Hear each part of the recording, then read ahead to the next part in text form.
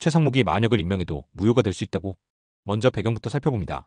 4일 최상목 대통령 권한대행은 정식 국무회의 직전에 국무위원들을 모아 간담회를 열었습니다. 보통 기록이 남는 공식 회의가 아니기 때문에 좀 더 자유롭게 의견을 주고받을 수 있었던 자리였습니다.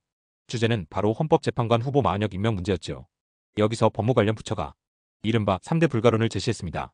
첫째, 헌법재판소가 한덕수 총리 탄핵 심판의 정족수를 200석이라고 결론 내리면 최상목 권한대행의 지위 자체가 원천 무효가 될 수 있다는 점입니다.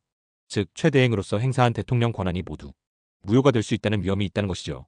둘째, 한덕수 총리가 며칠 안에 복귀할 가능성이 큰 만큼 대통령 고유 권한인 재판관 임명권은 원래 주체인 한덕수 총리가 행사하는 게 맞다는 논리였습니다.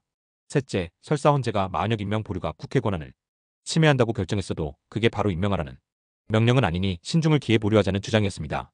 이렇게 세 가지 이유가 제시되자 국무위원들은 너나 할 것 없이 지금은 임명할 때가 아니다라고 한 목소리를 냈다고 합니다.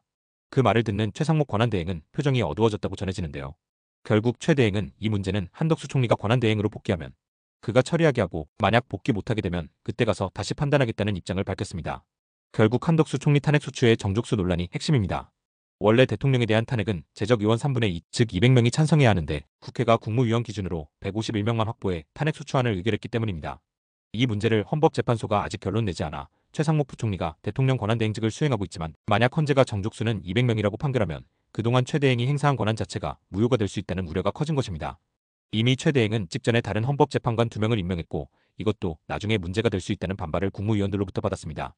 그래서 이번에는 더 조심스러울 수밖에 없었던 것이죠. 만약 후보 임명 문제는 탄핵심판 정족수 결론이 나야 본격적으로 움직일 것으로 보입니다. 한덕수 총리가 복귀한다면 그가 임명 여부를 결정하고 만약 계속 탄핵 상태라면 최상목 권한대행이 다시 판단하게 될 것입니다. 현재로선 200석 여부에 따른 헌재의 판결이 모든 열쇠를 쥐고 있다고 볼 수 있겠습니다.